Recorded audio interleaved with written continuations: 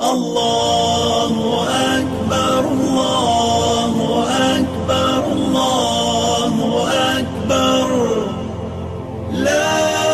إله إلا الله الله أكبر الله أكبر ولله الحمد الله أكبر الله أكبر الله أكبر لا إله إلا الله الله أكبر الله أكبر ولله الحمد. أعوذ بالله من الشيطان الرجيم. بسم الله الرحمن الرحيم. الحمد لله رب العالمين والصلاة والسلام على رسوله الأمين محمد بن عبد الله وعلى آله وصحبه أجمعين. adúpẹ́ fún Ọlọ́run ọba wa, alhamdulillah, ọba àjọkẹ́ ayé, ọba àṣàkẹ́ ọ̀run, ọba tí ó lórogún, tí ó lẹ́lòmíràn, tí ó lólékejì, ọba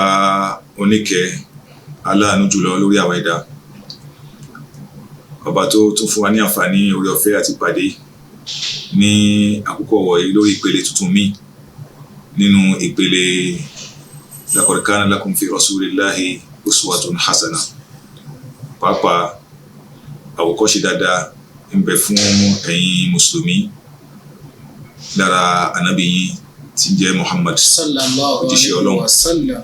Fún gbogbo ẹni tí ó bá fẹ́ rí ayé lò dáadáa, tó ti fẹ́ rí alkiyama, tó fẹ́ rí wọ̀, tó fẹ́ rí aljanna wọ̀, kí Ọlọ́run kó ṣe wá ní olùtẹ̀lé ànábì wa Muhammad. Allahumma amin. Àkí ọba náà, àwa tọrọ ìkẹ́ àti ìgẹ̀ fún ẹni wa òun, aṣíwájú àwa ènìyàn, òjíṣẹ́ Ọlọ́run, ànábì Ọlọ́run, olùfẹ́ Ọlọ́run, ẹni tí Ọlọ́run bá ó rán sí àgbáńlá ayé ní ìkẹ́ Ọlọ́run àti ọlá rẹ̀ kó máa bá àti gbogbo àwọn ará ilé ẹ̀, àti gbogbo àwọn sàhábà, àti gbogbo àwọn ẹni rí tí wọ́n tẹ̀lé ojú ọ̀nà ànábì wa Muhammad sallallahu alayhi wa sallam. àwa kí gbogbo ẹ̀yin olólùfẹ́ Sunna TV Yorùbá, tó ṣe pé gbogbo ibikíbi tẹ́ bá ti wà, àfi kí ẹ máa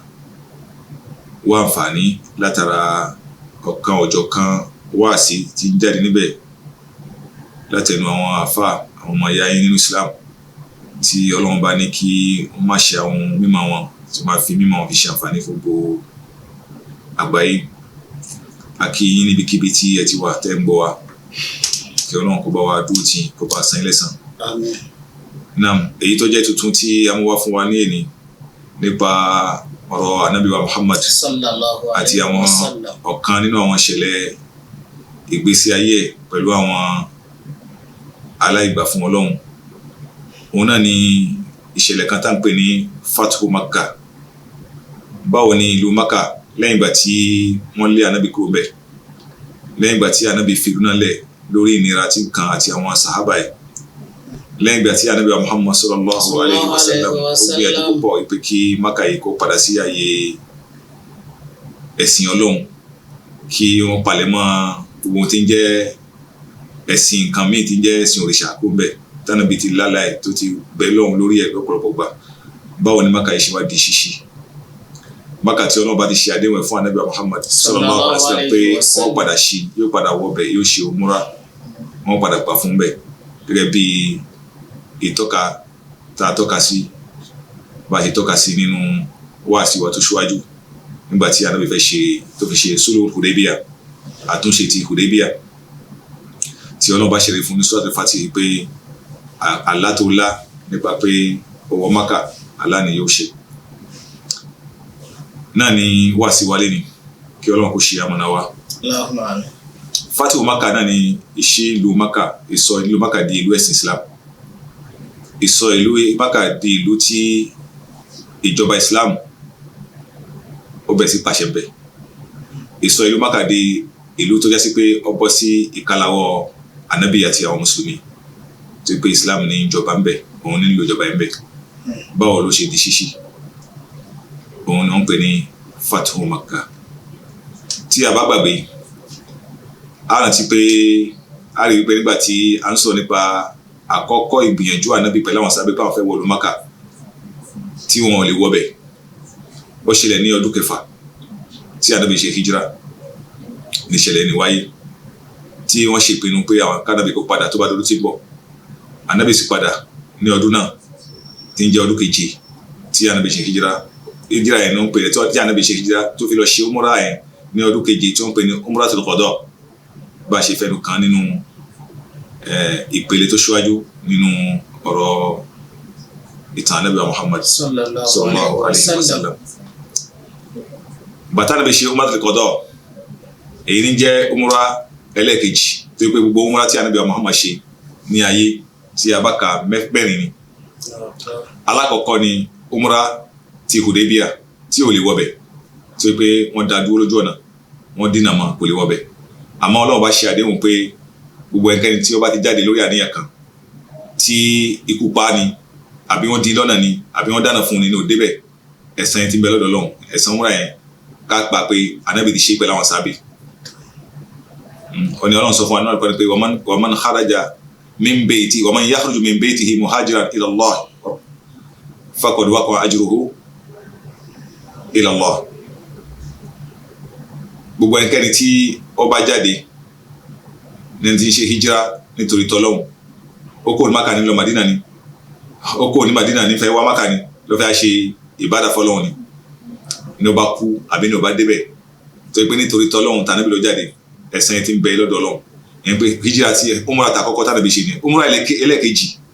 òun náà ni umratul qada umra ti èyí tí Ànábì ó fi dípò umra ta kọ́kọ́ tó ṣe tí ó fẹ́ ṣe tí ò rí ṣe tó jẹ́ sí pé umra ti ìpinnu umra ti ìdájọ́ tí wọ́n jọ ṣe láàrin àwọn kèfèrí umra ti àtúnṣe tí wọ́n jọ ṣe láàrin àwọn Kùrẹ́ṣì tí wọ́n lọ ṣe ní ọdún mi òun ni umra ẹlẹ́ẹ̀kejì. Umra ẹlẹ́ẹ̀kẹta òun náà ni èyí tó ṣẹlẹ̀ ní Fatihu Makkah nígbà tí wọ́n ṣí ìlú Makkah tó di ìlú Islam umra tó ṣe níbẹ̀ amẹ́nubọ̀ ńbẹ̀ òun náà ni ń jẹ́ ẹlẹ́ẹ̀kẹta. Umra ẹlẹ́ẹ̀kẹrin òun náà ni tó ṣe papọ̀ mọ́ hajj kanṣo tó ṣe láyé táǹpẹ̀ ní Hijjatul Wada àwọn umra tí Ànábì Muhammad ṣe ni èyí kọ́ máa jẹ́ àǹfààní fún gbogbo àwa mùsùlùmí nípa bánabi ṣe ṣe umra gbà àti òǹkà mélòó ló ṣe nínú umra àti mélòó ló ṣe nínú hajj kanṣo ló ṣe ní gbèsè ayé bákan náà umra mẹ́rin ló ṣe ó ṣe mẹ́ta ní gidi ọ̀kan ta kọ́kọ́ kò rí ṣe àmọ́ ládàá ẹ̀ ó ti dúró lẹ̀ fún pẹ̀lú àwọn sàhábì Ànábì Muhammad sallallahu alayhi wa sallam. Nígbà tí Ànábì Muhammad lọ ṣe umratul qada tí jẹ́ umra ti ẹlẹ́ẹ̀kejì tó jẹ́ umra ta kọ́kọ́ tó ṣe nísàn náà ni ẹ̀rù ti ń bà àwọn kèfèrí ẹ̀rù ti ń bà wọn púpọ̀ nínú ẹ̀ náà ni ọ̀pọ̀lọpọ̀ àwọn mùsùlùmí àwọn kèfèrí àwọn tí ò gba Islam tẹ́lẹ̀ nínú àwọn Kùrẹ́ṣì ọwọ́ ní Islam lápèjúwe Khalid ibn Walid tó ń jẹ́ akíkanjú nínú jagunjagun ó jagun fún àwọn kèfèrí lórí Ànábì Muhammad kódà òun ló ràn wọ́n lọ́wọ́ púpọ̀ nínú ogun Uhud tí ogun fi yín mọ́ àwọn mùsùlùmí lọ́wọ́ ẹ̀rí lẹ́yìn umratul qada tánàbí ṣe ní ọdún keje tóun náà rí bí àwọn sàábé ṣe wọ táwọn àwọn mùsùlùmí ṣe wọ ní Mákà bí wọ́n ṣe pọ̀ tó sì rí màníẹ̀ tó rí ìṣesí tí wọ́n fi ṣe umra yàtọ̀ sí ìṣesí táwọn tọ̀hún ṣe máa àwọn ẹlẹ́bọ fi ń ṣe umra pẹ̀lú gbogbo bí akitiyan bánabi ṣe gbà pẹ̀lú gbogbo báwọn èèyàn ṣe pọ̀ tó yẹ pé Islam ti gbà yìí ó wá di pé ìwé bẹ̀ sí ba pé àfi kóun jáde kóun nílùú àbí kóun gba Islam ẹ̀rì bí Khalid ṣe gba Islam nìyẹn àti bẹ́ẹ̀ lọ nínú àwọn ọ̀ṣẹ̀bọ Mákà tó yẹ pé ẹ̀rùn tí wọ́n ń ba púpọ̀ àwọn èèyàn wọ́n ti rí pé àwọn mùsùlùmí ti ní agbára wọ́n ti ní ìjọba tó fẹsẹ̀ múlẹ̀ nílùú Madina tí àwọn bá ti gbà àwọn wà ní wàhálà. Ní àkókò yìí kò tí ì pẹ́ kò jìnnà ní ogun kan tí wọ́n pè ní Ghazwatul Mu'tah ó ṣẹlẹ̀ láàrin àwọn mùsùlùmí pẹ̀lú àwọn kèfèrí ní odi ìlú Mákà tó já sí pé àwọn mùsùlùmí ṣe gudugudu méje yàyà mẹ́fà nínú ogun ọ̀hún tóun tí òun ka wọn tó kéré 3000 lórí 200,000 3000 lórí 200,000 soldats 200,000 soldats fáwọn kèfèrí 3000 soldats fáwọn mùsùlùmí tóun ti bẹ́ẹ̀ àwọn mùsùlùmí wọ́n ṣe gudugudu méje yàyà mẹ́fà èyí jẹ́ kí àwọn kèfèrí mi ti bẹ ní kàràkàrà odi ìlú Mákà wọ́n bẹ̀ sí bẹ̀rù agbára mùsùlùmí ẹ̀rí kíní wa jẹ́ ìbànújẹ́ fún àwọn Kùrẹ́ṣì àti gbogbo àwọn tó jẹ́ wọléwọ̀de wọn àwọn tó jọ jẹ́ alábàṣe wọn àwọn tó jẹ́ olùrànlọ́wọ́ tó jọ ń ran lọ́wọ́ ó jẹ́ ìbànújẹ́ nígbà tí ìròyìn kan nínú Mákà ó wá bà àwọn kèfèrí nínú jẹ́ nígbà tí wọ́n sì fi ṣe ìpinnu nílùú ní ààyè tí wọ́n pè ní Hudaybiya nígbà tó fẹ́ lọ Mákà àtàkọ́kọ́ tó fẹ́ ṣe umrah àtàkọ́kọ́ nínú àwọn ìpinnu tí wọ́n ṣe bẹ̀ tá a bá gbàgbé a rí i pé wọ́n ṣe nínú ìpinnu àwọn kèfèrí ṣe nínú ìpinnu pé gbogbo ẹni tí ó bá fẹ́ gbà fún ànábì àti òfin ànábì àti àkídà àdìọ́kàn ànábì ó lè lọ bá ànábì Muhammad sallallahu alaihi wasallam. gbogbo ẹni tó bá fẹ́ tẹ̀lé tiẹ̀ Kùrẹ́ṣì tí ń jẹ́ àwọn kèfèrí Mákà kó bọ́ sínú àwọn ará Mákà bí ànábì bá fẹ́ bẹ́ẹ̀ nìkan bá sákú lọ́dọ̀ ànábì wọ́ sọ́dọ̀ táwọn àwọn ò ní dá padà ṣùgbọ́n bẹ́ẹ̀ nìkan bá kú lọ́dọ̀ táwọn wọ́ sọ́dọ̀ ànábì táwọn bá tọrọ pé kó dá padà ó gbọ́dọ̀ dá padà fáwọn. láàsìkò yìí náà ni ìdílé méjì ńláńlá kan nílùú Mákà ni wọ́n ti pínyà ìdílé àkọ́kọ́ wọ́n ń pè ní Bani Khuza'a Bani Khuza'a àwọn ní àwọn tẹ̀lé ànábì pẹ̀lú gbogbo ìdílé wọn ṣíwájú ìpinnu tó wá ní Hudaybiya yìí àárín ẹbí ànábì àti Bani Khuza'a ìdánmọ́ná bẹ́ẹ̀ wọ́n dánmọ́ná wọ́n gbara wọn láti rí bàbá ànábì Muhammad wọ́n jọ ní àṣepọ̀ nílùú Mákà èyí jẹ́ kó jẹ́ sí pé àwọn tètè taratara sọ pé ànábì làwọn tẹ̀lé torí pé láàrin wa pẹ̀lú wọn tẹ́lẹ̀ nínú ẹbí wa àjọṣepọ̀ tó dánmọ́ná bẹ́ẹ̀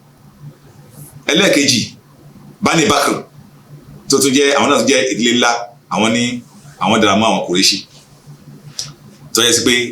ìjà ti máa ń bẹ láàrin wọn tẹ́lẹ̀ láàrin ara wọn Sulhu Hudaybiya yìí tó ṣẹlẹ̀ òun ló jẹ́ kí àárín wọn kó pa lọ́lọ́ díẹ̀ kí ìjà ni kó dópin kí ìfọ̀kànbalẹ̀ wà láàrin wọn nígbà tí ànábì Muhammad wá lọ ja ogun pẹ̀lú àwọn sáà nígbà tí ànábì àwọn mùsùlùmí wá lọ ja ogun Mùtà yìí tí wọ́n borí ogun tí wọ́n ní àwọn kèfèrí lára ń bẹ̀ tí wọ́n kó wàhálà bá wọn tí èrò àwọn mùsùlùmí ó kàn káàkiri àgbáńláyé nígbà yẹn inú wa bẹ̀rẹ̀ sí bí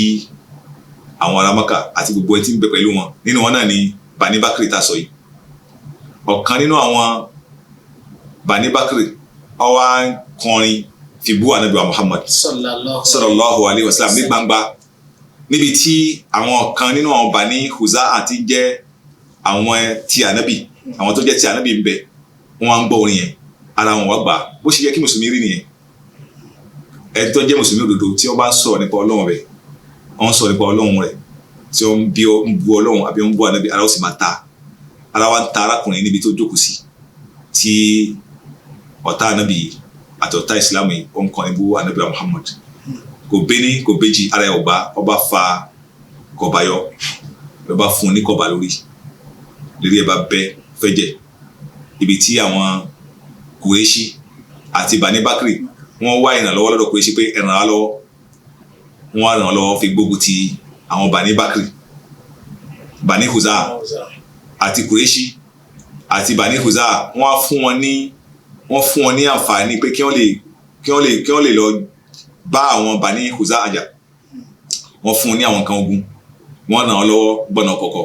tí wọ́n fi pa bíi 23 àbí jù bẹ́ẹ̀ lọ nínú àwọn Bani Khuza'a àwọn wá rí pé ihun tí wọ́n ṣe yìí ó ti lòdì sí ìpinnu tí wọ́n ṣe pẹ̀lú ànábì ní Hudaybiya wípé àwọn ò ní gbẹ̀yìn rẹ̀ nìkan lọ́wọ́ ànábì kan máa ran ọ̀tá kan lọ́wọ́ lórí tàwọn àwọn náà sì ní ọ̀tá kan lọ́wọ́ lórí ànábì àwọn wá ran Bani Bakri lọ́wọ́ lórí àwọn tó jẹ́ ti èèyàn ànábì àwọn Bani Bakri wọ́n wá fi òjíṣẹ́ ránṣẹ́ láti ìlú Mákà pé kó lọ bá wọn bá ànábì pé kánábì kó dìde gbà wọn wọ́n wá lọ jíṣẹ́ fún ànábì wípé ànábì wàhálà dé o báyìí kàṣá báyìí òdì báyìí kàṣá báyìí ká òdì àfi kó ràn wá lọ́wọ́ lórí ìṣẹ̀lẹ̀ tí ìṣẹ̀lẹ̀ sí wa àwọn Kùrẹ́ṣì àti Bani Bakri wọ́n ti gba bọ̀dì báyìí náà ṣe fún wa lánàbì ó ti di dandan kí n ràn yín lọ́wọ́ ó di dandan kí n ràn yín lọ́wọ́ ká má fa ọ̀rọ̀ ìgùn jùlọ ànábì wá pé gbogbo àwọn mùsùlùmí nílùú Madina àtàwọn tí ń bẹ ní kàkà Madina pé gbogbo ẹnikẹ́ni tó gbà fún Ọlọ́run tó gbà fún ànábì Muhammad sallallahu alaihi wasallam kó pàdé tàwọn nílùú Madina ó wá jẹ́ ní oṣù Ramadan ó jẹ́ nínú oṣù Ramadan pé kẹsẹ̀ kó pé ẹsẹ̀ wọn kó pé nílùú Madina nínú oṣù Ramadan ẹsẹ̀ wa pé àwọn mùsùlùmí oko àwọn mùsùlùmí tó wà ní Madina lóríṣiríṣi gbogbo ẹni tó bá gbọ́ wọn sọ̀kalẹ̀ pé láti lè fi hàn pé lódodo àti lótìtọ́ àwọn jẹ́ olùgbà fọ́lọ́run àti olùgbà fún anabi Muhammad àti olùgbà fún ọjọ́ gbẹdẹ kìyàmà ló wá já sí wípé anabi Muhammad sallallahu alaihi wasallam wípé lásìkò yìí o àwọn fẹ́ lọ fataha Maka lásìkò yìí o àwọn fẹ́ lọ sílùú Maka ó ti di dandan ń jẹ́ ọdún ẹ̀kẹjọ nínú hijira ọdún kẹjọ nínú hijira anabi yẹn gbéra ó gbéra ní mẹ́wàá tí ó kọjá nínú oṣù Ramadan yẹn pé ọjọ́ kẹwàá oṣù Ramadan yẹn pé nínú àwẹ̀ ni wọ́n wà wọ́n gbéra kó ní Madina ní ọjọ́ kẹwàá nínú oṣù Ramadan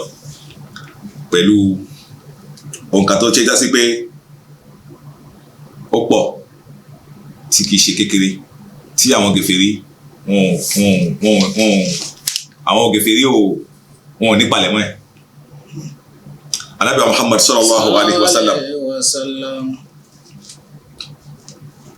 ó fi àwọn arólé sílùú Madina ó fẹ́ nìkan sí àyè pé kó máa kírun ó náà ní Ibn Umm Maktum ó ní òun kó máa kírun fún àwọn yẹn ó wá fi ẹlòmíì rọ́pò pé òun ni kí ó máa bójútó ìlú Madina wọ́n pè ní Abaraham Kulsum bun Hussein òun ni kó máa jẹ́ arólé nílùú pẹ̀lú àwọn ọmọ ogun díẹ̀ kan tó fi sílẹ̀ pé ká má sáré ìta kí ilé bẹ̀ sí jóná lẹ́yìn gẹ́gẹ́ bí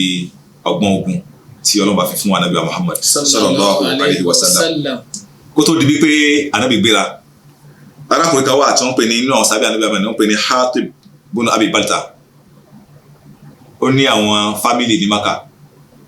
tí wọ́n ń bójútó àwọn èèyàn tí ń bójútó àwọn fámìlì gẹ́gẹ́ bá àwọn tó kù pápá ṣe ní àwọn mọ̀lẹ́bí tí àwọn náà ti ṣe hijira àmọ́ gẹ́gẹ́ bí àánú ẹbí ìjẹ́bí tó sì àmọ̀ pé Ànábì ń palẹ̀ mọ́ bọ̀ láti wá gbógun ti ìlú Maka bó bá sì dé Maka ó ṣe kóyé pé àtọ̀tá àtàrà ilé àti fámìlì lógún kò lọ òun wá dá bí ọgbọ́n ó wá kọ̀wé sí àwọn Kùrẹ́ṣì pé ẹ múra o Ànábì ń bọ̀ ń bẹ̀ o tánàbí ọmọ ó wá gbé arábìnrin kan dìde ó wá fún un lówó ó gbé ìwé fún un pé kó gbé ìwé náà lọ ní hufiyatan tẹnìkan wọn ṣùgbọ́n Ànábì ní Ànábì òjíṣẹ́ Ọlọ́run bá ní fi Ànábì rẹ̀ lẹ̀ Ọlọ́run wá fi ìmọ̀ yìí fi mọ Ànábì Muhammad sallallahu alaihi wasallam pé Hatib ibn Abi Balta ó ti gbé gbèsè báyìí Ànábì wa rán àwọn sàbẹ̀ náà ní Zubair bíi mẹ́ta pé kí wọ́n lọ àyè báyìí wọ́n rí arábìnrin kan bẹ̀ tí ń rìn àjò ìwé kan báyìí ń bẹ lọ́dọ̀ ẹ̀ kí wọ́n gbà wí náà wá fún sallallahu alaihi wasallam yẹn pé nínú àwọn mujizat nabi àwọn mujiza àwọn ṣẹlẹ̀ ìyanu tọ́lọ́wọ́ fi fún Ànábì Muhammad tá a fi mọ̀ pé Ànábì ni tí ó pé èèyàn lásán kan ò lè mọ irú èyí wọ́n wá débẹ̀ wọ́n gba ìwé yìí ládàá arábìnrin lẹ́yìn ọ̀pọ̀lọpọ̀ wàhálà wọ́n gbé fún Ànábì Muhammad Ànábì wa kàwé ó wá pé Hatib orúkọ ẹ̀sìn wa bẹ̀rẹ̀ ní min Hatib ibn Abi Balta látọ̀dọ̀ Hatib ọmọ bàbá rẹ̀ kò sí pé mímọ́kọ́ ó tó pé ó kọ́ orúkọ ìsíwájú Ànábì wa ń bi léèrè pé kí ló èé ṣe tó ṣe yìí kí ló mú ọ ṣe yìí ó ní Ànábì kì í ṣe pé mo ya gèfèrí o kì í ṣe ta ìfẹ́ràn ìsìlámù o kì í ṣe ta ìgbọ́tọ́lọ́hùn kì í ṣe ta ìgbà fún Ànábì o ṣùgbọ́n mo ní àwọn ẹbí ní Maka tó pé àwọn ní bójútó àwọn èèyàn tí ń bójútó àwọn fámìlì wọ́n á ní kí n ṣe dáadáa fún wọn tó pé dáadáa tí wọ́n ṣe fún mi ò kéré kí n fi san wọ́n lẹ́san pé kí wọ́n ní palẹ̀mọ́ kí wọ́n ní fura pé ogun ń bọ̀ Maka ihun tí mo ṣe kó tó dà bẹ́ẹ̀ Sayyidina Umar gẹ́gẹ́ bẹ́ẹ̀ ṣe mọ̀ alákin wọ́n ti sọ fún Ànábì pé fímílẹ̀ kí n gé ọ̀run wọn mùnáfíkì dànù Ànábì ní ara kò fi lẹ̀ pé ó sòótọ́ gẹ́gẹ́ bí nǹkan tó sọ kó sòótọ́ ẹ fi lẹ̀ Ọlọ́run fi aṣọ àyàkálẹ̀ nínú Suratul Mumtahina tó fi ń bá gbogbo mùsùlùmí wípé gbogbo ẹni tó bá jẹ́. minash shaitanir rajim bismillahir rahmanir rahim ya ayyuhalladhina amanu لا تتخذوا عدوي وعدوكم أولياء تلقون إليهم بالمودة. Ọlọ́run ní mo pè ẹ̀yin tí ẹ nígbàgbọ́ òdodo ẹ má ṣe mú nínú àwọn ọ̀tá mi ẹ má ṣe sọ àwọn ọ̀tá ẹ̀sìn àwọn ọ̀tá ẹ̀mí Ọlọ́run ọ̀tá ẹni tó bá sì ti jẹ́ ọ̀tá Ọlọ́run ọ̀tá ni ti ń jẹ́ fẹ̀yìn mùsùlùmí ẹ má ṣe mú wọn ní ayọ̀ ẹ má ṣe mú wọn lọ́rẹ̀ẹ́ ẹ má ṣe mú wọn ní wọléwọ̀de kẹ́ mọ́ wá fi àmì àwọn nǹkan àmì ìfẹ́ àwọn nǹkan àmì ìyọ́nú ẹ má wá ṣe fún wọn. وقد كفروا بما جاءكم من الحق. Tẹ́yìn náà sì ti mọ̀ pé wọ́n ti ṣàìmoore sí ohun tó wá bá yín ní òdodo wọ́n pe ànábì nírọ́ wọ́n pe àlùkùránì nírọ́ gbogbo ohun tó jẹ́ ẹ̀sìn gbogbo òfin ẹ̀sìn wa náà pe nírọ́ kí wọ́n á lè mú yín tẹ́ máa wá lọ mú wọn ní ayò tẹ́ mú wọn lọ́rẹ̀ẹ́ tẹ́ máa wá bá wọn ṣe. يخرجون الرسول وإياكم. Wọ́n ti lé yín jáde kúrò nílùú yín wọ́n lé ànábì jáde kúrò nílùú yín wọ́n sọ yín dọ̀tá wọ́n pa yín wọ́n ṣe yín bó ṣe wù wọ́n èyí ṣe tẹ́ àwọn ọlọ́rẹ̀ lẹ́nu kan àníkà àyà ìjùlọ àyà fi sọ̀kalẹ̀ lẹ́nu tí fi ń ṣe ìtab fi ń jẹ́ ìkìlọ̀ ìbáwí fún Hatib ọmọ Abi Balta àti gbogbo ẹni tó bá ti ṣe ẹ̀fẹ́ jọ bẹ́ẹ̀ nínú àwọn mùsùlùmí báyìí ni àwọn gèfèrí fi mọ̀ pé kò jẹ́ kí ìwé yẹn dọ́dọ̀ àwọn Kùrẹ́ṣì wọ́n gba ìwé yẹn kó tó dọ̀hún Ànábì wa palẹ̀ mọ́ ó wá jáde pẹ̀lú 12,000 ẹgbẹgbẹ̀rún lọ́nà 12 ọmọ ogun Ànábì gbé jáde kó nílùú Madina sallallahu alaihi wasallam lójú ọ̀nà àwọn mùsùlùmí tó kò ní Maka tí wọ́n ṣe hijira wọ́n pàdé Ànábì Muhammad inú wọn Al-Abbas tí jẹ́ àbúrò bàbá Ànábì Muhammad sallallahu alaihi wasallam àti ìyàwó ẹ̀ Ànábì dá dúró wípé ìwọ dúró pẹ̀lú wa ó fi ìyàwó rẹ̀ sí Madina wípé ìyàwó kọ́ lọ dúró de wa Madina bẹ́ẹ̀ nínú àwọn tí ọba Ànábì Muhammad sallallahu alaihi wasallam Sufyan bin Haris tó jẹ́ pé inú àwọn gèfèrí ni ó wà bin Abdul Muttalib Sufyan bin Haris bin Abdul Muttalib nínú àwọn tó jẹ́ sí pé àwọn náà ṣe hijira nínú àwọn ẹbí Ànábì Muhammad sallallahu alaihi wasallam ẹni kẹta tí ìtàn sọ fún àwọn náà ni ọ̀kan inú àwọn ọ̀tá Ànábì Muhammad tóun náà wá fi mú filẹ̀ táwọn gèfèrí náà pé ẹ lọ fún mú filẹ̀ kẹ wá kí ní ṣẹlẹ̀ gan òun náà ni Sufyan bin Harb tí a ti mọ̀ pẹ̀lú akíkanjú ẹ̀ nínú ogun àti ète tó ní púpọ̀ nínú ogun Badr bẹ́ẹ̀ lọ àti Hakim bin Hizam àti alákùnrin tó ń pè ní Badil bin Waraqa àwọn yìí náà ni wọ́n lọ ṣe ọ̀tẹlẹ̀múyẹ́ lẹ́rù kan Ànábì Muhammad sallallahu alaihi wasallam ó jẹ́ kí ọgbà Abi Sufyan ọgbà wọlé ọ̀pọ̀lọpọ̀ ọ̀rọ̀ tó bá sọ nípa Islam pé kó gba Islam kó tó di pé àwọ̀ ọ̀lú Mákà tí wàhálà wà ṣẹlẹ̀ táwa gbé ọrùn ẹ̀ gba Islam ọ̀sá gba Islam pẹ̀lú ìrànlọ́wọ́ Al-Abbas tí ó jásí pé òun náà ṣe hijira wá Madina ní ló bá Ànábì lójú ọ̀nà ó wá jẹ́ pé Abbas yẹn ló fi ẹ̀yìn pan àwọn mùsùlùmí ò ṣe tètè rí Abi Sufyan tó wọ́n bá rí àsìkò Abi Sufyan wọ́n pa òun ló dáàbò bó ti fi dé ọ̀dọ̀ Ànábì Muhammad sallallahu alaihi wasallam Ànábì fi lè bá sọ̀rọ̀ ló fi gba Islam Ànábì wa rán níṣẹ́ sí àwọn Kùrẹ́ṣì ìpè lọ sọ fún àwọn Kùrẹ́ṣì ẹ̀ pé mò ń bọ̀ pẹ̀lú àwọn ọmọ ogun mo ti fẹ́ wọ Mákà ó wá sọ fún Al-Abbas ìpè lọ dúró ní ojú níbi báyìí lójú ọ̀nà kó dá dúró síbẹ̀ kó tó lọ kó jẹ́ ká kọjá pẹ̀lú àwọn ọmọ ogun kó rí àwọn ọmọ ogun wa kó sì rí àwọn tá a kó dá ní nǹkan jà kó fi lè rí ìròyìn fún àwọn kèfèrí tó bá dọ̀hùn Abbas ṣe bẹ́ẹ̀ ó sì wá rí orí pé Ànábì ti di nǹkan mùsùlùmí Islam ti ní agbára ìròyìn wà lọ bá àwọn Kùrẹ́ṣì nílùú Mákà kánàbì tó débẹ̀ sallallahu alaihi wasallam nígbà tí Ànábì Muhammad sallallahu alaihi wasallam ó dé ìlú Mákà gẹ́gẹ́ bí ète ogun àti ìmọ̀ ogun ó pín àwọn ọmọ ogun sí ọ̀nà 4 àwọn kan gba ọ̀tún àwọn kan gba òsì àwọn kan gba ọ̀nà òkè gbalú Mákà àwọn kan gba ọ̀nà sàlẹ̀ ó sì wá fún ọmọ ogun kọ̀ọ̀kan tó pín ní ó fún wọn ní alídìí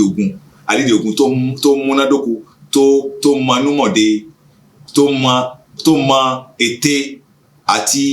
ọgbọ́n ìjà tí wọ́n fi wọ ìlú Mákà ó sì wá sọ fún wọn pé tí ẹ bá dé ìlú Mákà o ẹ̀yin ọmọ ogun ẹ̀yin aṣáájú ogun ẹ má jẹ́ kí ẹ̀jẹ̀ kan kó bọ́ọ̀lẹ̀ pèrè ọwọ́ yín ẹ má pa ẹnìkan ẹ má fa wàhálà kan tí wọ́n bá ti bá yín fa wàhálà kan ẹni sì ẹ má dẹ̀jẹ̀ kan lẹ̀ ẹ wọlé pẹ̀lú rọrùn tí wọ́n bá ti bá yín fa wàhálà Ọlọ́run sì wá jẹ́ kí wàhálà kan ṣẹlẹ̀ yàtọ̀ sí ní agbègbè kan tó jẹ́ pé Khalid ibn Walid òun ló lídìí ogun gbàbẹ̀ tí àwọn ará agbègbè ni wọ́n fẹ́ ṣe jirmankari tí wọ́n fẹ́ ṣe agídí pẹ̀lú àwọn ọmọ ogun Ànábì Muhammad sallallahu alaihi wasallam tí gbọ́nmi sí omi ò tó díẹ̀ ó ṣẹlẹ̀ ní eré ọwọ́ yẹn tí wọ́n fi pa mélòó kan nínú àwọn kèfèrí àti ẹnìkan nínú àwọn mùsùlùmí. Èyí ni ohun tí a lè mẹ́nubà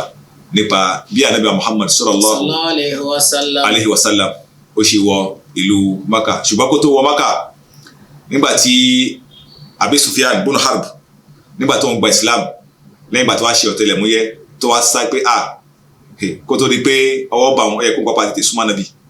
tí Ànábì wá ṣe ardu Islam sí tó wá gba Islam. Ibn Abbas tí ń jẹ́ amú Nàbí sallallahu alaihi wasallam ń sọ fún Ànábì àmọ́ pé Abi Sufyan torí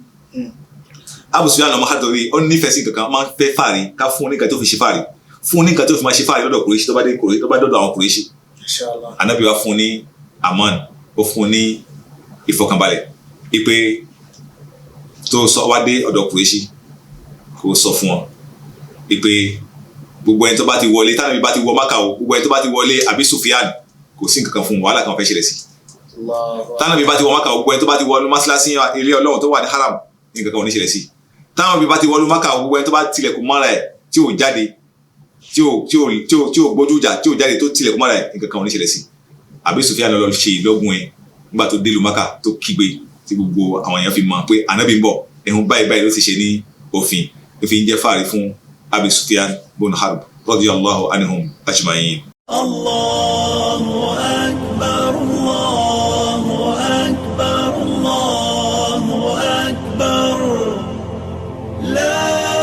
ilaha illa Allah. Allahu akbar, Allahu akbar.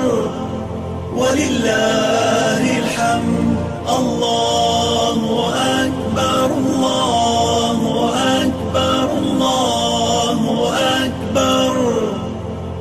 La ilaha illa Allah. Allahu akbar, Allahu akbar. Walillahil hamd. Ànábì wa Muhammad sallallahu alaihi wasallam ó wá wọ ìlú Maka ní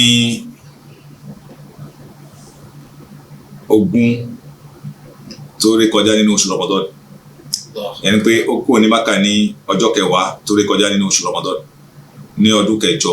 tí Ànábì ṣe hijira. Ó sì wá sọ̀kalẹ̀ sí ìlú Maka pẹ̀lú àwọn ọmọ ogun ẹ̀ ní ogún ọjọ́ tí ó rí kọjá nínú oṣù Ramadan pẹ̀lú àwọn ètò tí a sọ kọjá lẹ́ẹ̀kan ni tí ó tó àwọn ọmọ ogun náà ó pín wọn torí pé wọn ò gbọ̀nà kan ṣúwọ́ nínú ìlú ó pín wọn sí ọ̀nà tó wọ̀lú Maka gba ọ̀nà mẹ́rin tí ó fi ọmọ ogun kọ̀ọ̀kan síwájú tó fi lídì ìjọ kọ̀ọ̀kan nínú àwọn ọmọ ogun yìí tí ìgbà tó sì wá dé ìlú Maka sallallahu alaihi wasallam tí ó wọ haram tí ń jẹ́ masalasi ńlá ti ilé Ọlọ́run tó jẹ́ sí pé ibẹ̀ náà gangan ni èròǹgbà Ànábì wa Muhammad sallallahu alaihi wasallam ọwá ń gbọ́ tí ọ̀kan náà sábẹ́ ẹ̀ tí ó ń tẹ̀lé ọwá ń sọ báyìí pé al-yawm orúkọ ohun tó ń pè ní Sa'd ó ní al-yawm èní o yawmul malhama ọjọ́ tó lé ní fún àwọn kèfèrí Quraysh. Al-yawm tustahallu al-hurma ohun tó ti jẹ́ ìwọ̀ náà ni pé ká má jagun nílùú láàrin haram nílùú Maka á sọ di ẹ̀tọ́. Al-yawm èní o adallallahu Qurayshan àwọn Qurayshi Ọlọ́run ti yẹpẹrẹ wọn ó ń sọ̀rọ̀ yìí ó ń tún sọ Ànábì wa Muhammad sallallahu alaihi wasallam aláàánú jùlọ olùfẹ́ àwọn ẹ̀dá Ọlọ́run ó wá sọ pé ya Sa'd al-yawm èní o yawmul marhama laysa yawmul malhama ọjọ́ àánú ni ọjọ́ kẹrin. Al-yawm tu'adhamu al-jizya ọjọ́ yìí gbogbo ẹni tí ó dáràn àti tó dáná owó ọ̀yà tó jẹ gbèsè owó ọ̀yà tí ó ní ẹ̀tọ́ láti san láti tánràn tí yóò tánràn ìní lọ́jọ́ tá a fẹ́ gba ẹ̀san padà. al-yawm a'azzallahu Qurayshan ẹni gangan lọ́wọ́ fẹ́ pa àwọn Qurayshi lé tí wọ́n bá gbà fọlọ́hún tí wọ́n gbà fún anabi Muhammad sallallahu alayhi wa sallam. anabi wa wọ Maka gba ibi tí wọ́n ń ṣe sáyò ibi tá a máa ń ṣe Safa sí Marwa níbẹ̀ ló gbà wọlé tó wà lórí nǹkan gun ẹ̀. anabi wa ṣe umra gẹ́gẹ́ bó ṣe ṣe inú umratul qada ó ṣe umra tó mọ́ nínú ohun tó pa àwọn gèfèrí lérí nínú umratul qada tó ṣe tí ó yẹ ká mẹ́nubà òun náà ni pé ìgbà tí àwọn gèfèrí àwọn Kùrẹ́ṣì tí wọ́n sá fún ọjọ́ mẹ́ta náà tí wọ́n ní àwọn kó Mákà fún Ànábì kó wá ṣe umra wọ́n sá lọ orí òkè wọ́n sá lọ àwọn èyí kan tí wọ́n ń wo àwọn mùsùlùmí wọ́n á sọ fún àwọn ara wọn pé èní lẹ́rìí àwọn èèyàn kan tí wọ́n kó nílùú Madina tí ibà ìlú Madina ó ti sọ wọ́n dẹni tó rù tí wọ́n lómi lára mọ́ agbára kan ò sí lára wọn mọ́ wọ́n lẹ kódà kò sí nǹkan kan tẹ́ bá ti ń wọ ẹ wo bí wọ́n ṣe ń ṣe umra gbà náà ni Malika Jibril ó wá fi sétí Ànábì Muhammad pé ihun tí àwọn Kùrẹ́ṣì ń sọ nípa èrè arákùnrin kan wá wà nínú àwọn sábẹ́ Ànábì Muhammad tí òun náà ń kọrin tí ó mọ̀rọ̀ ní pé ara àti wọ Mákà àti fẹ́ wọ haram àyè oníkọ́lé lè dákẹ́mbẹ̀ Ànábì ni jẹ́ kó máa sọ ó gbọ́n táwọn gẹ̀fẹ̀rí ń sọ ni jẹ́ kó máa kọrin náà òun náà wà ń kọrin lẹ́yìn tí fi ń gbé Ànábì Muhammad ga lẹ́yìn tí fi ń gbé Islam ga lẹ́yìn tí fi ń ṣàpọ́nlé Ànábì Muhammad sallallahu alayhi wa sallam ìkẹ́ Ọlọ́run àti ọlá Ọlọ́run kó máa bá wọn ìgbà tí wọ́n á dé Kaaba Ànábì ní ó tó bẹ́ẹ̀ dákẹ́ Ànábì wá ṣe umura bí wọ́n bá ń ṣe umura tẹ́lẹ̀ lásìkò dúdúdú wọ́n máa gbé aṣọ wọn máa fi kọ́rùn ni wọ́n máa fi kọ́ èjìká nínú ìlànà Ànábì Muhammad sallallahu alayhi wa sallam nígbà tí ó ṣe umura tiẹ̀ òun ló wá sọ rìdáwò èyí tá a máa fi ń bo èjìká ni ó wá ní kí wọ́n gbé apá kan ní pé ẹ̀gbẹ́ kan kó wà ní èjìká ní abẹ́ èjìká ọ̀tún kí wọ́n fi aṣọ náà fi lé èjìká òsì yẹn pé èjìká àtọ̀tún yóò wà ní ṣíṣí aṣọ ó gbà bẹ́ẹ̀ báṣọ bá gbà bẹ́ẹ̀ wọ́n á kó aṣọ náà sérí èjìká òsì tí pé a máa rí èjìká ibẹ̀ ni Ànábì Muhammad sallallahu alaihi wasallam ó ti fi hàn wọ́n pé ẹ wo àwọn tẹ́ ní wọ́n lẹ̀ tí wọ́n lómi lára tí ìbá ìlú Mákà ìlú Madina àti ààrẹ ìlú Madina ó ti sọ wọ́n dẹni ẹni tó ṣò ẹni tí ò nágbára mọ́ wọ́n rí pé àwọn mùsùlùmí wọ́n tún lágbára ju bí wọ́n ṣe kó Mákà lọ wọ́n tún wà on form wọ́n tún wà lórí ara tó tún dùn wò ju àsìkò tí wọ́n kó Mákà lọ. Ànábì kò sí pé ká pọ̀ ṣẹ̀ṣẹ̀ nínú sáyù yẹn pé nínú ìgbésẹ̀ àkọ́kọ́ ìkejì tó pé ẹ̀ẹ̀méje la máa ń yípo Káàbà inú ìyípo tàkọ́kọ́ tèkejì tẹ̀kẹta àbí àkọ́kọ́ ìkejì Ànábì pa àwọn sàábé láṣẹ pé kí wọ́n ṣe harwala ni pé kí wọ́n máa ṣe èṣòfúnmọ́ ni pé kí wọ́n kọ̀ mọ́ níjọ́ eré kò níjọ́ ṣẹ̀ṣẹ̀ kò jọ eré kò ṣẹ̀ṣẹ̀ náà fi ṣe ìyípo Káàbà tàkọ́kọ́ pẹ̀lú pé káwọn pé àwọn ilé agbára wà lára wọn tí ò ṣẹlẹ̀ rí nínú tàwáfù tí àwọn kèfèrí máa ń ṣe tí ò wáyé rí wọ́n rí pé system míì tuntun rèé tún ní táwọn mùsùlùmí tún gbédé ọjọ́ ìkàtí pé wọ́n rí pé ìdáṣáṣá àti ìdárayá wà fún àwọn mùsùlùmí wọ́n wá sọ fún wọn pé àwọn tẹ́ ní ibà ó ti sọ di aláàrẹ̀ àwọn tẹ́ láàrẹ̀ ni wọ́n àwọn ní ẹwo tí wọ́n dá lára eré wọn wú Ànábì ṣe umra tí umra tó ṣe pé wọn ò rí rẹ̀ rí tó wọn bá fi jẹ́ pé kí bó ṣe umra tìlẹ̀ kọ̀dọ̀ yìí ẹ̀wọ̀n tó yẹ ká máa nù bá náà ni pé bẹ́ẹ̀ náà ló ṣe umra tìlẹ̀ alifati tó jẹ́ sí pé àwọn tí mùsùlùmí tó tún tẹ̀lé lọ àwọn náà jàǹfààní nínú báwo l'Ànábì ṣe umra àwọn gèfèrí tí ò tún rí bó ṣe gbà nínú umra tìlẹ̀ kọ̀dọ̀ wọ́n tún rí èrè wọn tún wú ẹ̀rí báyìí ni Ànábì Muhammad sallallahu alaihi wasallam nígbà tó wá parí umra wá pe ẹni tí kọ́kọ́ wá pe arákùnrin kan pé wọ́n ń pè ní Usman ìpè kí wá sí ilẹ̀kùn Kaaba. Istadiya Usman bin Talha.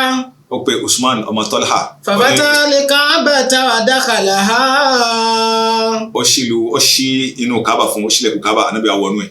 Summa kharaja fawaqafa ala babiha. Lẹ́yìn ìgbà tó wọnú Kaaba wọ́n ní gbogbo àgbà tí ó bá ti ń kọjá lára òrìṣà kan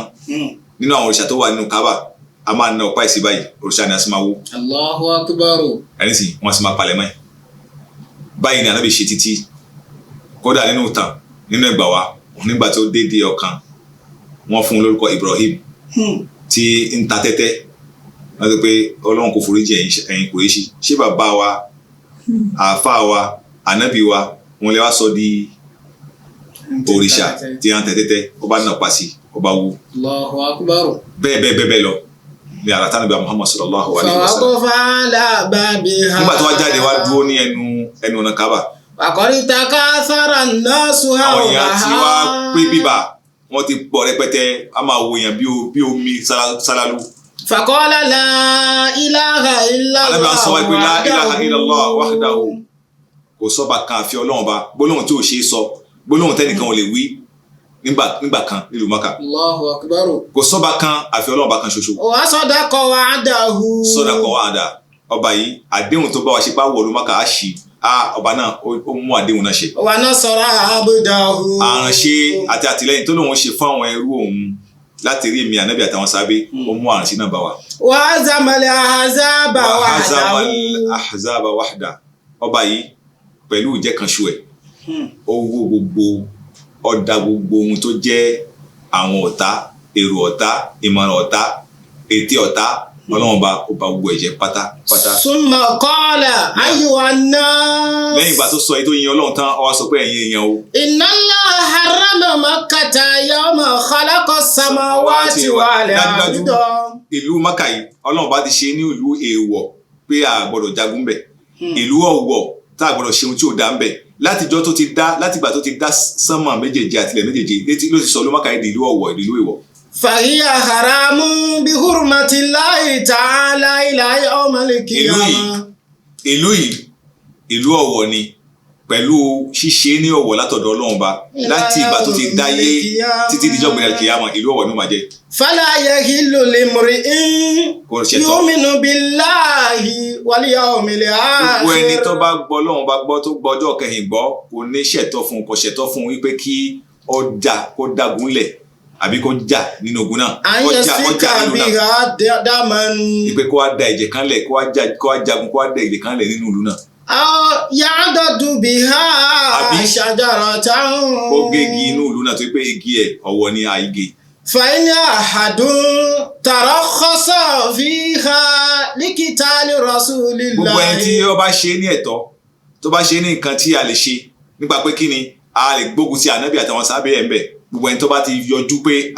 ó ṣẹ̀tọ́ fẹ́mi o pé mo lè gbógun ti ànábì mo sì lè gbógun ti àwọn mùsùlùmí bẹ̀ tábàárẹ̀ nìkan bẹ́ẹ̀. fakulu inna Allaha adana li rasulillah. qulu inna Allaha adana li rasulillah sọ fún wọn onítọ̀hún pé ọlọ́run bá ọba tí ọlá rẹ̀ ga ó ti ṣe ní ẹ̀tọ́ fún ànábì bí ó ṣe ṣe ní ẹ̀tọ́ fẹ́ nìkan wípé kọjá gúnbẹ̀ ó ti ṣe ní ẹ̀tọ́ fún èmi ànábì wa Muhammad wípé kó defend wípé gbogbo ẹni tó bá gbógun tí kó bá wọn jagun bẹ̀ tí ó sì yọ̀ǹda ẹ̀fẹ́ nìkan. wa innama uhillatil sa'ata èmi náà gangan wọ́n yọ̀ǹda ẹ̀ fún mi ní àkókò kan nínú ọ̀sán ni kò í ṣe gbogbo gbà. wa qad 'adat hurmatiha li ana. báyìí wa qad 'adat hurmatiha li ana. báyìí o ìmáa jẹ́ ìlú ọ̀wọ̀ ẹ̀ lẹ́yìn ìgbà tí mo ti ṣí ìlú Mákà yìí ìjẹ́ ìlú ọ̀wọ̀ pé a lè jagun kan bẹ̀ ó tún padà sí àyè ẹ̀lẹ́ni lásìkò táwa yìí gẹ́gẹ́ bó ṣe jẹ́ ọ̀wọ̀ lánàá níjẹta títí lọ bẹ́ẹ̀ náà ló tún di ọ̀wọ̀ padà lẹ́yìn ìgbà tí mo ti wọ́ bẹ̀ tí mi sì bẹ́ẹ̀ nìkan jà tẹ́nìkan ò bá mi jà àfi díẹ̀ kan tó ṣẹlẹ̀ ní agbègbè tí Khalid ibn Walid ó gbà wọlé. fayuballighu shahidu minkum al-ghaib. nítorí èyí àyè tí tó ìṣẹ̀lẹ̀ yìí ṣojú ẹ̀yin tí ìwọ̀lú Mákà yìí ṣojú ẹ̀yin tó ṣojú ẹ fi mọ gbogbo ẹni tí ò rí àǹfààní àti wábí pé èmi ànábì mo ṣí ìlú Mákà lẹ́nu. thumma qala. èmi ànábì Muhammad mo ṣe umrah bí lẹ́nu pé èmi ànábì Muhammad mo ṣe testament mo ṣe discours. falyuballighu shahidul ghaib. gbogbo ẹni tí ò sí bí kó fún ẹni tí gbogbo ẹni tó wà bí kó fún ẹni tí ò sí bí ní o. summa qala. ànábì Muhammad sallallahu alaihi wasallam wá ṣàlàyé báyìí pé. ya ma'shara Quraysh. ẹ̀yin Qurayshi o. inna Allaha qad azhaba ankum nakhwat jahiliya. Ọlọ́run bá ó ti yọ ìṣesí ìgbà ojú dúdú Ọlọ́run bá ti yọ kúrò fún yín pé ẹ gbọ́dọ̀ lò mọ́ ó ti sọ di haram ó ti gbẹ́sẹ̀ lé pé ìwà ojú dúdú àti ìhùwàsí ojú dúdú ó ti di èèwọ̀ fún yín. wàtázọmọha bílẹ̀ àbá. àti máa fi àwọn bàbá ẹni fi ṣe ìyànràn pé àwa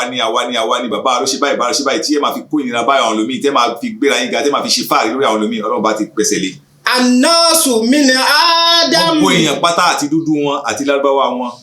àti kékeré wọn àti àgbà wọn àti ọkùnrin wọn àti obìnrin wọn àti onílé àti àlejò wọn gbogbo wa látara ànábì ádámù ni wa. wà á ádámù mi ń tura. ádámù náà tá a tara ẹ̀ wáyé òun náà gangan kò jáde láti ibìkan àtara ẹrọ̀fọ̀ lásán ni. súnmọ́ tàlá hadihili àyà. ànábì wa ka àyà tó sọ̀kalẹ̀ ní Suratul Hujurat tá a fi ṣe wá sí kọ́ wa lọ nínú tv suna yìí pé Ọlọ́run wa sọ wáyé pé. yá ayyuhan nasu inna khalaqnakum min zakarin wa untha. pé etí ni mélòó ẹ̀yin èèyàn a dá yín lákọ a sì dá yín lábo. wàjálínàkùn ṣùgbọ́n wà kọ̀bà ìlàlí tààrọ̀ fún. a ti ṣe é ní ìran a ṣe é ní orílẹ̀-èdè a ṣe é ní aláwọ̀ oríṣiríṣi. nítorí kí ni lítà àràfù kẹ́lẹ̀ mọ́ra yín ni kì í ṣe pé torí kẹ́lẹ̀ máa bára yín jà ẹ má bára yín jà ìkùrẹ́ ṣe ẹ má bá nìkan jà mọ́. inna akramakum indallahi atqakum. alápọ̀nlé jùlọ ní ọ̀dọ̀ Ọlọ́run nínú yín náà ni ẹni tó ń bẹ̀rù Ọlọ́run. inna Allaha alimun khabir. dájúdájú ọba náà ló mọ ohun tẹ́ ń ṣe òun náà sì fún yín ní gbogbo ṣe tá bá ṣe òun náà sì fún yín ní ẹ̀ pátá. báyìí ni Ànábì Muhammad sallallahu alaihi wasallam ọ̀dà gbọ́ ẹgbẹ́ kí a mú testament ká mú discours Ànábì Muhammad níjọ́ tó ṣe fatihu Makkah kí a mú wá létí gbọ́ wa bá Ànábì Muhammad ṣe wá sí fún gbogbo èèyàn nìyẹn tó sọ wá dín kankan náà pé an-nasu ka asnanil mushti pé gbogbo èèyàn pátápátá gẹ́gẹ́ bí ẹnu àyà ẹnu pẹ́yìn tá a fi ń yarun àyà tá a fi ń yarun gẹ́gẹ́ bẹ́ẹ̀ gẹ́ ni ẹnìkan jẹ́ ẹnìkan ò jẹ́ nìkan lọ ẹni tó náà bá mọ̀ léèyàn tó sì pọ́n léjù òun náà ni olùbẹ̀rù Ọlọ́run bá kò sí àǹfààní kan kò sì sí ọlá kan fún Kùrẹ́ṣì lórí ìjọ kan kò sí ọlá kan fún bàbá ẹnìkan lórí ẹnìkan ẹni tí ó bẹ̀rù Ọlọ́run bá òun náà ni ẹni Ọlọ́run nǹkan kan náà ni gbogbo wa báyìí ni Ànábì Muhammad sallallahu alaihi wasallam ó sì sọ̀rọ̀ ọ̀rọ̀ tó jẹ́ pé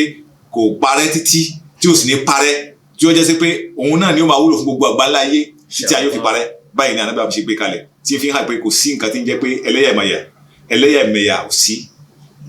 tèmi ni èmi nìkan ni kò sí èmi ni báyìí èmi ni tọ̀hún kò sí nínú Islam kí Ọlọ́run jọjá rẹ̀ kó bá ṣe àlékún kí àti ìgẹ̀ fún Ànábì Muhammad sallallahu alaihi wasallam báyìí ni Ànábì Muhammad sallallahu alaihi wasallam ó wá ń pe àwọn Kùrẹ́ṣì gbogbo àwọn tó ṣe Ànábì Muhammad pé yá máṣá Kùrẹ́ṣì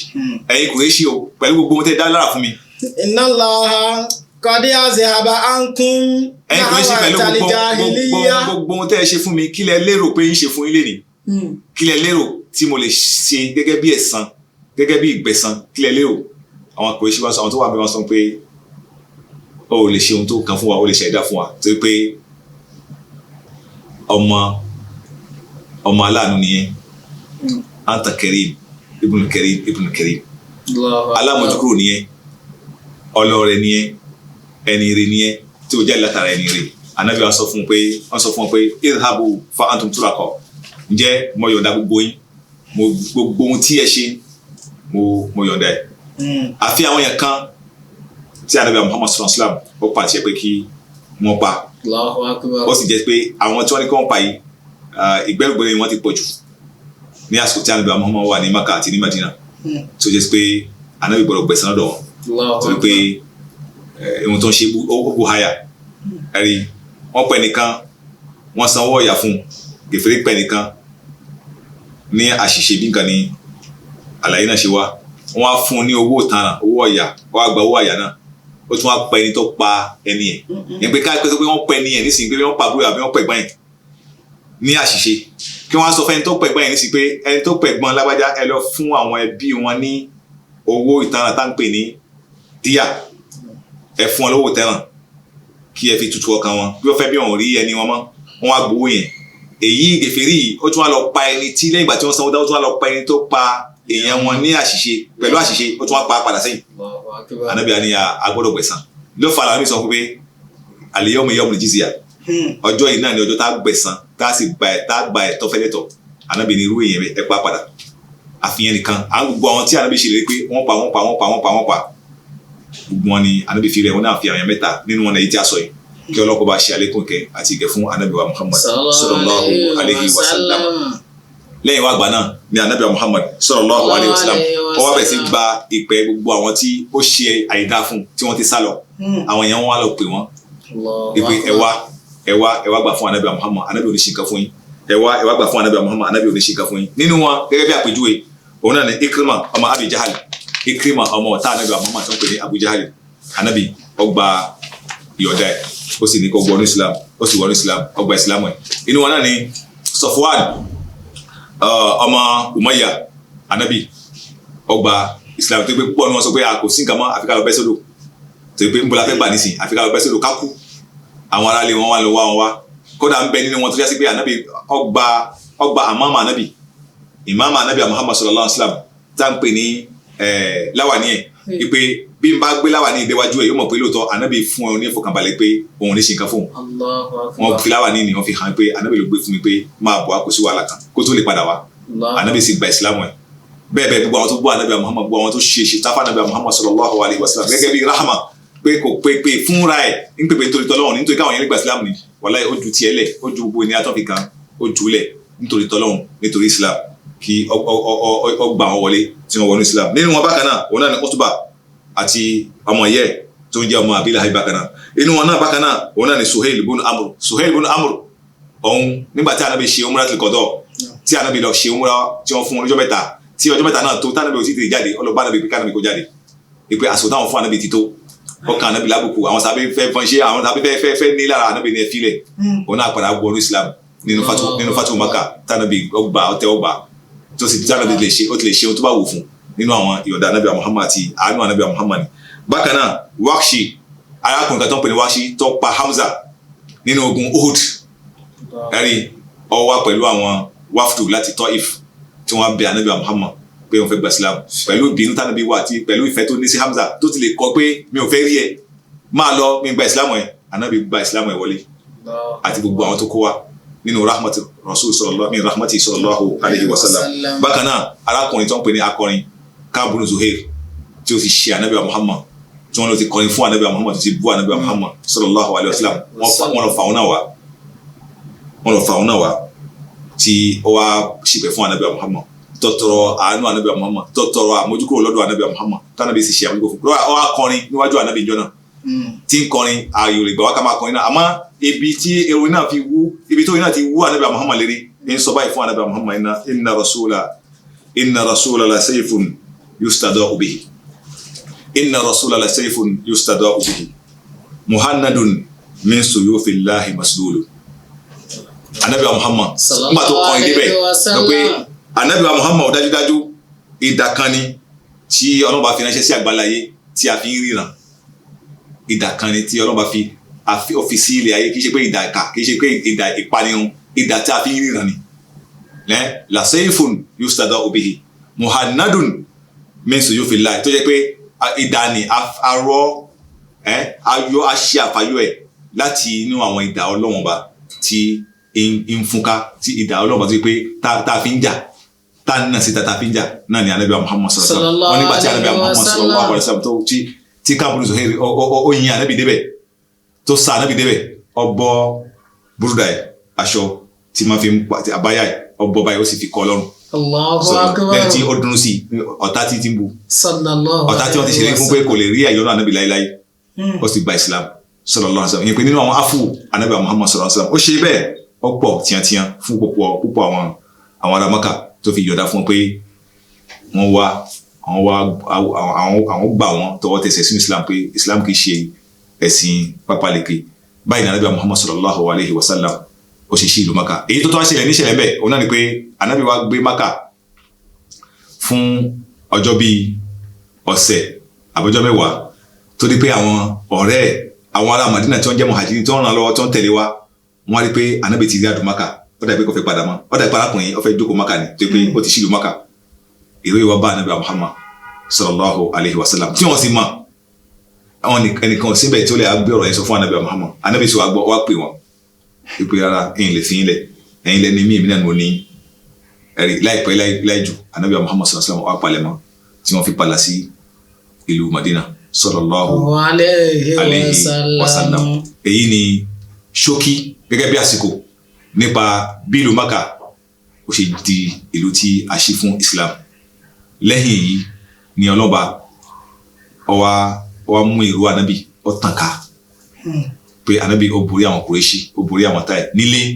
àwọn ará àtàpápá gbogbo ogun tó lọ́jà ó ń borí wọn. Islam bẹ̀ sí pọ̀ sí ẹ̀rùn mùsùlùmí àtàgbàrà mùsùlùmí wá fúnká tó wá ṣe pé gbólóhùn tó lọ́wọ́ sọ ní Al-Qur'an pé idha jaa nasrullahi wal fathu. ورأيت الناس يدخلون في دين الله أفواجا. tí àkókò bá tó tí ìrànlọ́wọ́ Ọlọ́run bá dé fún wa ànábì àti fáwọn sàbí ẹ̀ àti fáwọn mùmínì òdodo wal fathu àti ìṣípayá ìlú Mákà yìí àti àwọn ìlú míì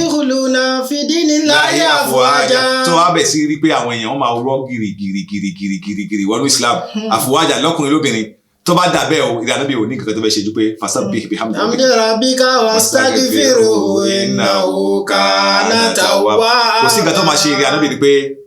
fasabbih Ọlọ́run bá ẹni kó máa yìn Ọlọ́run bá ẹni kó máa dúpẹ́ fún Ọlọ́run bá ẹni kó máa tẹ̀lé Ọlọ́run bá ẹni kó máa wá àforíjì lọ́dọ̀ ẹ̀ torí pé ọba náà òun náà ni ọba olùforíjì ni odògbà tó súbà yìí ní jẹ́ pé àdéhùn tí Ọlọ́run bá ṣe fún wa ànábì Muhammad èyí à ń kọ́ àná lẹ́kọ̀ọ́ pé gbogbo oore tọ́lọ́run bá ṣe fún wa lẹ́yìn ọ̀pọ̀lọpọ̀ ìnira tá a ti rí lẹ́yìn ọ̀pọ̀lọpọ̀ àdúrà tá a ti ṣe lẹ́yìn ọ̀pọ̀lọpọ̀ ìran kan sórí oore tí tá à ń fẹ́ tọ́lọ́run bá wá ṣí náà tó bá lànà fún ni tá a bá débi tá à ń lọ kò sí ohun tá a ṣe fọ́lọ́run ju pé ká máa sin Ọlọ́run fasabbih bihamdi rabbika ká máa sin Ọlọ́run bá ká sì máa yọ̀bọ̀ ẹ̀ ká sì máa ṣàfọ̀mọ́ ẹ̀ ká sì máa tẹ̀lé àṣẹ ká sì jìnnà sí ohun tọ́lọ́ bá kọ̀ ká máa wá tọrọ àforíjì níbi àwọn àṣẹ tá a ti dá. Báyìí ni Ọlọ́run bá kọ́ wa báyìí ni ẹ̀kọ́ tí Ọlọ́run bá fi kọ́ ànábì Muhammad tó fi kọ́ àwa náà báyìí ni ànábì Muhammad sallallahu alaihi wasallam ó ṣe di ẹ̀dọ́ tó ti pé Mákà bọ́ sí ìkàlàwọ́ ẹ̀ tí ìjọba Islam ó ń bẹ̀ sí pàṣẹ sí ìlú Mákà. Nínú àwọn tí ànábì Muhammad sallallahu alaihi wasallam tí ó wá fi sílùú ó wá gbé kọ́kọ́rọ́ fún ẹni tí Usman náà tí ó pè pé kó sílẹ̀kùn ó wá dá kọ́kọ́rọ́ padà ó pé Usman gba kọ́kọ́rọ́ Kaaba kó wà ní ọ̀dọ̀ ẹ̀ gẹ́gẹ́ bí amana ó wà ní ọ̀dọ̀ ẹ̀ ó wá fi sábẹ́ ẹ̀ kan gẹ́gẹ́ bí àṣà ànábì Muhammad sallallahu alaihi wasallam ó wá fi sí ìlú Mákà wípé kó máa jẹ́ wálí ní ìlú Mákà kó máa jẹ́ aṣojú ànábì kó máa jẹ́ aṣojú ànábì Muhammad sallallahu alaihi wasallam àti aṣojú àwọn mùsùlùmí nílùú Mákà tí ànábì ó máa gbọ́ gbogbo ètò Mákà tí ó sì máa pa aláṣẹ gbogbo tó yẹ kó máa lọ ní Mákà yóò máa pa ní àṣẹ gẹ́gẹ́ bí préfet ó gbé síbẹ̀ pé kó má jẹ́ pé àṣìlò àfìlúlẹ̀ lásán ìkẹ́ Ọlọ́run àti ọlá rẹ̀ kó máa bá ànábì wa Muhammad àti àwọn sábẹ́ gbogbo àwọn ènìyàn tí wọ́n tẹ̀lé ànábì wa Muhammad sallallahu alaihi wasallam. Èyí òun náà ní ṣókí níbi àwọn ìṣẹ̀lẹ̀ tí ó wáyé níbi Fatih Mákà sábàbí tí ó fi wáyé tí ànábì wa ran àti àwọn tó jẹ́ sí Bakr tí ó jẹ́ ọmọlẹ́yìn àwọn Kùrẹ́ṣì àti Huza'a tí wọ́n jẹ́ ọmọlẹ́yìn ànábì wa Muhammad sallallahu alaihi wasallam gbogbo wa di ọmọ ìyá tí ó sì jà mọ́ kì í ṣe pánábì lọ ó wá lọ gbẹ̀san ẹ̀rí ó wá bákan jà jù kan lọ gbà tí wọ́n ti gba fánábì wa Muhammad sallallahu alaihi wasallam ànábì ṣe àfù fún gbogbo wọn pátápátá tí ó sọ wọn di ọmọ ìyá nínú Islam tí ó sì gbọ́nmi sí omi òtó láti ìgbà náà ní Mákà ti di ìlú Islam. Kí Ọlọ́run bá wa ṣe dáadáa àlékún àti ìkẹ́ àti àánú fún aṣíwájú wa ànábì wa Muhammad sallallahu alaihi wasallam. Èyí tí ó wá kàn ní sí ni pé a ti sọ nípa sábàbí tí Fatih Mákà ti ṣẹlẹ̀ báwo ni ànábì ṣe rìn láti Mákà lọ sí Madina pẹ̀lú àwọn ọmọ ogun tí wọ́n fi wọlú Mákà báwo ló ṣe ṣe umra báwo ló ṣe ṣe ìlú Mákà kí á ní àwọn ẹ̀kọ́ àti àwọn àǹfààní àti àwọn òye tí ó yẹ kí mùsùlùmí kó mú látara ìṣẹ̀lẹ̀ ńlá yìí tí a ń pè ní Fatih Mákà. Òun náà ni ohun tí a mẹ́nubà ní ìbáṣókí tí ó fi máa jẹ́ ẹ̀kọ́ fún wa tí ó máa fi jẹ́ àgbọ́ àti àwòkọ́ṣe fún àwa mùsùlùmí kí Ọlọ́run jọ̀ọ́ jàre kó ṣe wá lẹ́ni tí ń gbọ́rọ̀ Ọlọ́run tó sì ń tẹ̀lé tí ó dáa tí sì ń gbọ́ ìṣẹ̀lẹ̀ ànábì wa Muhammad sallallahu alaihi wasallam àwọn ìṣẹ̀lẹ̀ tó ṣẹlẹ̀ sí tó sì mú ẹ̀kọ́ ń bẹ. Ní àkọ́kọ́ gẹ́gẹ́ bí àwọn ohun tí a rí mú ní ẹ̀kọ́ àti òye nínú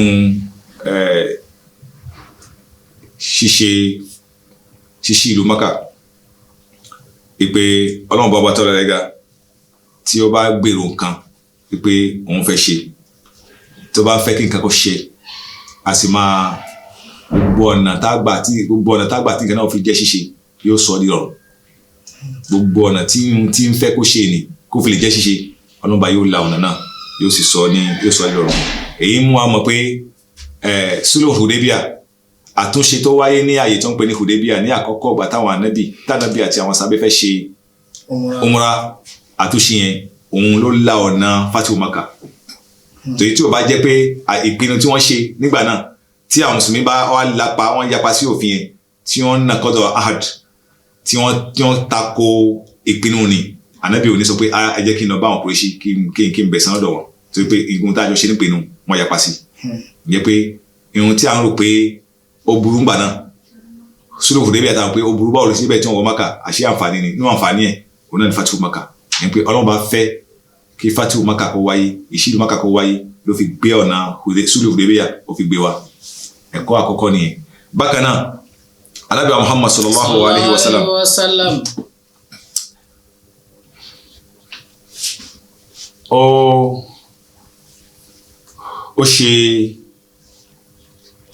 ó ṣí kàlùkáwà ní fún àwọn ẹbí Khuza'a tó yẹ sí pé wọ́n gbà fún Ànábì Muhammad wọ́n pé wọ́n tẹ̀lé Ànábì Muhammad pé àwa tẹ̀lé Ànábì ó sì tún ṣọ́ ìṣesí wọn pẹ̀lú àwọn bàbá wọn lánàá pé wọ́n wà pẹ̀lú àwọn bàbá tàwọn lánàá kó tó di pé wọ́n á bọ́ sínú ìpín ìjọ tó wọn Ànábì Muhammad nígbà tí wọ́n bá Ànábì Muhammad tí wọ́n bẹ̀ pé kó dákọ́ gbà wọn Ànábì Muhammad kò yapa ó dìde gẹ́gẹ́ bí ọmọlúwàbí ṣe máa ń dìde èyí ń jẹ́ ẹ̀kọ́ pé gbogbo bíkíbi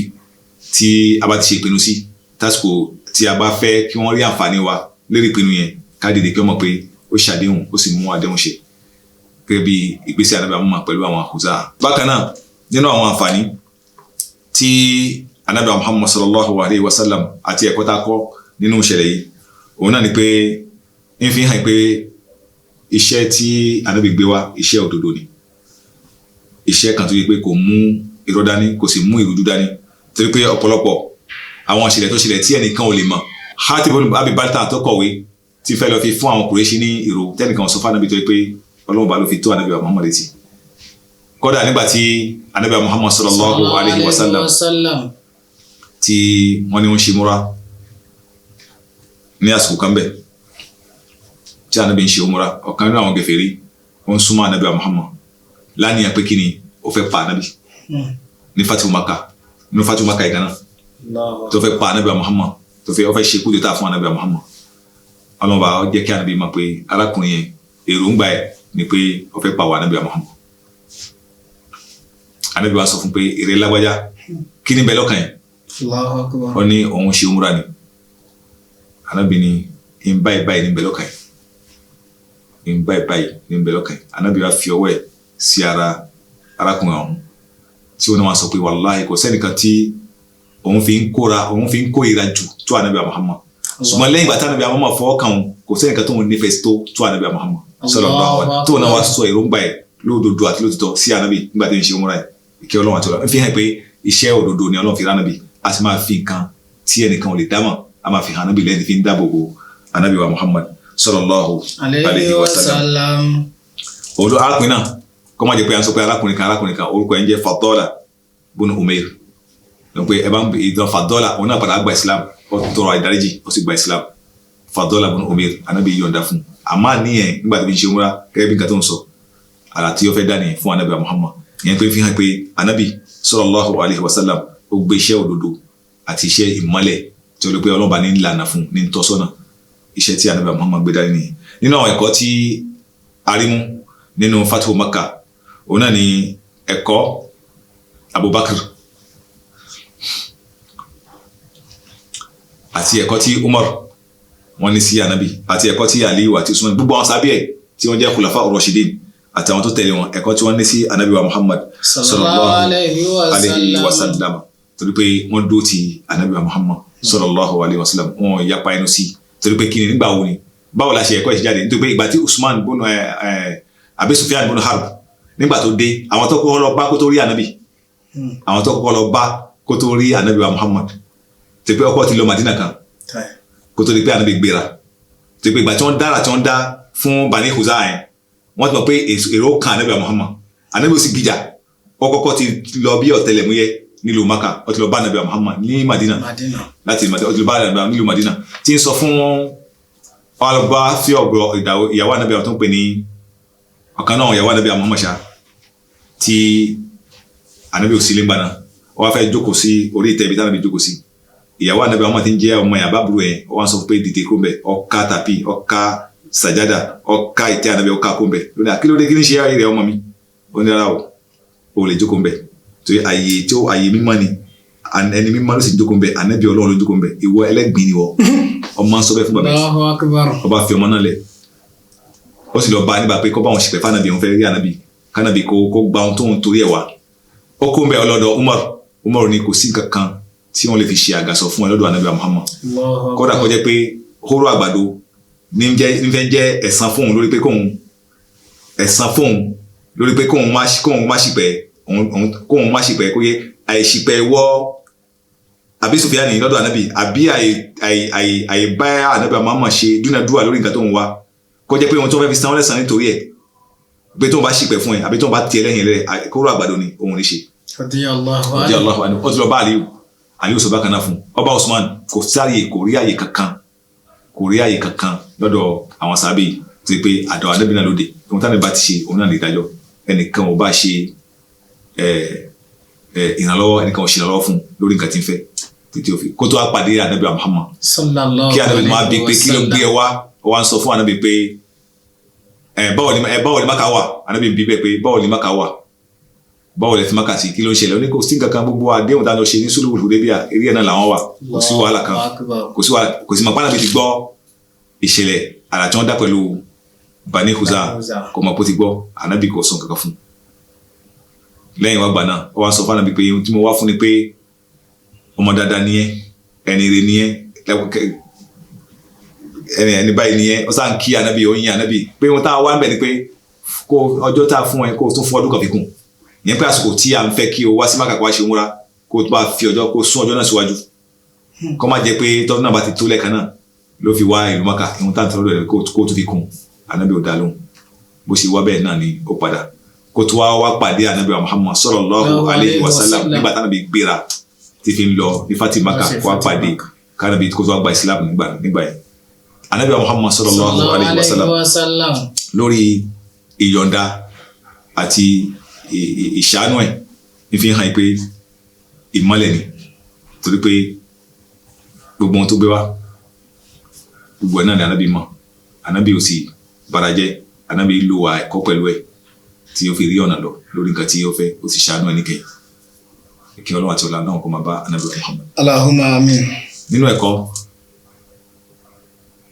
tí a tún kọ́ nínú ẹ̀kọ́ yìí tí ó tún wà nínú ẹ̀kọ́ tá a mú wálé ni òun náà ni pé Ànábì Muhammad ó jẹ́ nìkan tó já sí pé ó lo ìjọba òṣèlú àti ìjọba ìdarí ogun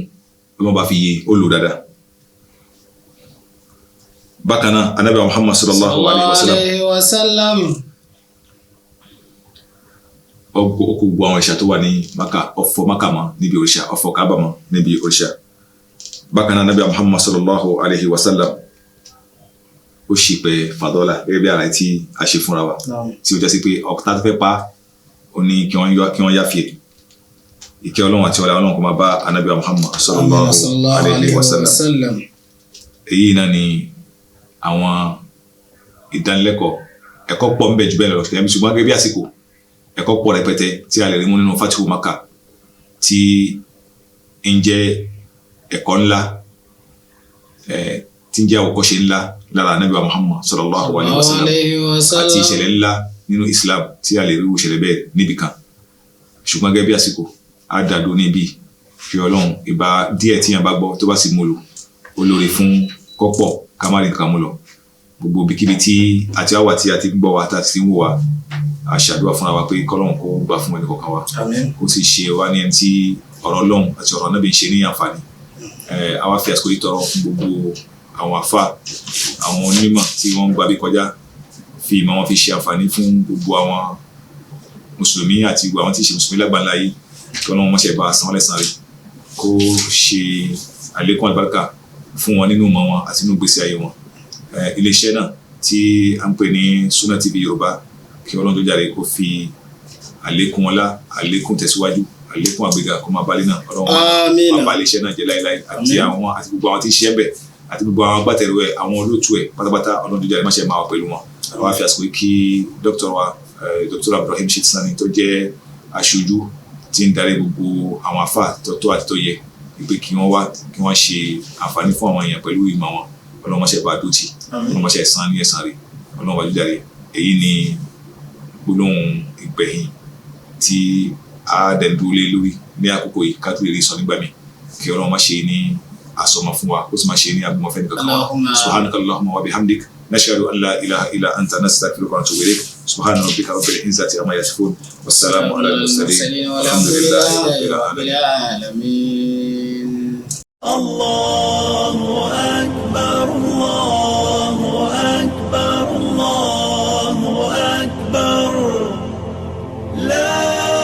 ilaha illa Allah Allahu akbar Allahu akbar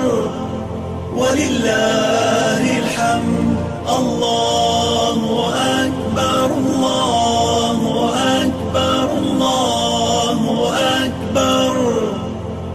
la ilaha illa Allah Allah